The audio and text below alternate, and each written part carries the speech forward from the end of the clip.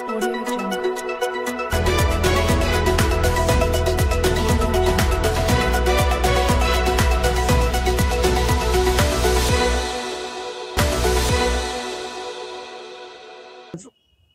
रावेर तालुका आंबेडकरी voice media फोरमच्या माध्यमातून रावेर तहसीलदार यांना आम्ही निवेदन देण्यासाठी आलेलो आहोत।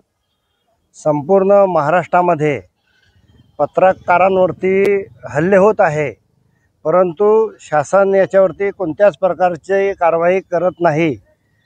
जे अधिकारी असतात त्यांच्याकडे जर एखादी पत्रकार काही कामानिमित्त गेला तो पत्रकार त्या पत्रकाराला तो अधिकारी म्हणजे गलिच्छ भाषेमध्ये बोलून त्याचा अपमान करतो आणि पत्रकार जर त्यांना काही विचारले प्रश्न तर तो लगेच त्याच्यावरती खंडणीचे गुन्हे दाखल करतो।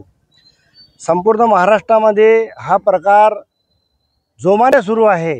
या प्रकाराला रोखण्यासाठी आम्ही आंबेडकरी व्हॉइस मीडिया फोरमच्या माध्यमातून आज रावेर नायब तहसीलदार संजय तायडे साहेब यांना निवेदन दिले आहेत आणि त्यात म्हटले आहे की नाशिक येथे त्र्यंबकेश्वर या भागामध्ये ज्या पत्रकारावर हल्ला झाला, परंतु शासन कोणत्याच प्रकारची कठोर कारवाई करत नाही आणि शासनाने कठोर कारवाई करावी या मागणीसाठी आज आम्ही इथे रावेर तहसील कार्यालयावर तहसीलदार यांना आंबेडकरी व्हॉइस मीडिया रावेर तालुक्याच्या वतीने निवेदन देत आहे।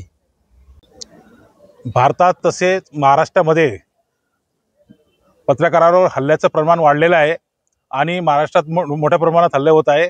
त्याचंच एक उदाहरण म्हणून नाशिक येथील त्र्यंबकेश्वर येथील स्वामी समर्थ केंद्राजवळ पार्किंगच्या वादावरून 3 पत्रकारांना बेदम मारहाण केली। त्यामध्ये किरण ताजणे हे अवस्थेत आहे आणि 2 पत्रकार अभिजित सोनवणे, योगेश खरे हे सुद्धा जखमी झालेले आहे। ही घटना अजून ताजी असतानाच परली येथे देवेंद्र ढाका या पत्रकाराच्या घरावर हल्ला करण्यात आला गुंड लोकांनी आणि त्याच्या मुलाची हत्या केली। तर हे कुठेतरी थांबलं पाहिजे। आम्हाला माननीय मुख्यमंत्री देवेंद्र फडणवीस यांना विनंती आहे की त्यांनी पत्रकार संरक्षण कायदा 2017चा जो पारित केलेला आहे त्याची अंमलबजावणी काटेकोरपणे होत नाही आहे। त्याचबरोबर पत्रकारावर जे हल्ले करतात त्यांच्या संघटित गुन्हेगारी म्हणून टाटाचा गुन्हा दाखल करण्यात यावा, याने करून हल्लेखोरावर वचक राहील आणि पत्रकार हा लोकशाहीचा संविधानाचा चौथा खांब आहे आणि जर पत्रकारावर जर हल्ले होत असेल तर पत्रकार जर धोक्यात आला तर आपल्या भारताची लोकशाही सुद्धा लवकर धोक्यात येईल आणि इथं हुकुमशाही यायला वेळ लागणार नाही। याची सरकारने गंभीर दखल घेऊन पत्रकाराला संरक्षण कायद्याअंतर्गत विशेष प्रोटेक्शन देऊन पत्रकारावर हल्ला करणाऱ्यावर तुरंत कडक कारवाई करण्यात यावी अशी आम्ही या निवेदनामार्फत तहसीलदार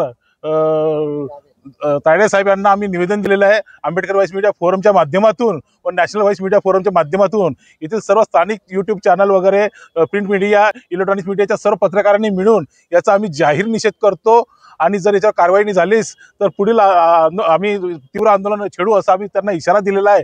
जर त्यांनी कारवाई केली नसल्यास 8-10 दिवसानंतर आम्ही संघटनेच्या माध्यमातून संपूर्ण महाराष्ट्रामध्ये तीव्र आंदोलन छेडू आणि होणाऱ्या जबाबदारास हे सरकार राहील अशी आम्ही इथं ग्वाही करतो। जय भारत, जय संविधान।